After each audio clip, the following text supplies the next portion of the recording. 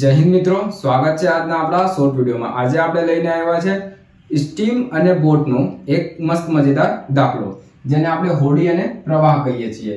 દાખલો તમારી સ્ક્રીન ઉપર છે કે રમેશ દ્વારા પ્રવાહની દિશામાં કોઈ અંતર 6 કલાકમાં કાપી શકાય છે અને તે જ અંતર એ પાછો આવતા એને 9 કલાક લાગે છે। જો પ્રવાહની ગતિ 3 કિલોમીટર પ્રતિ કલાક હોય તો શાંત પાણીમાં રમેશની ચાલ પૂછો છે। પહેલા તો આ ક્વેશ્ચન ને સોલ્વ કરવા માટે તમે આ શોર્ટ વિડિયોમાં સમજી ના શકો, તમારે મારે લોંગ વિડિયો જોવું પડશે આ ક્વેશ્ચન ને સમજવા માટે। તો પણ આપણે આમાં સમજાવીએ કે કઈ રીતે આ મેથડ ને આ તમે શીખી શકો છો। પહેલા તો જતી વખતે ને 6 કલાક લાગે, બરાબર। પાછા આવતી વખતે ને 9 કલાક લાગે, બસ, બરાબર।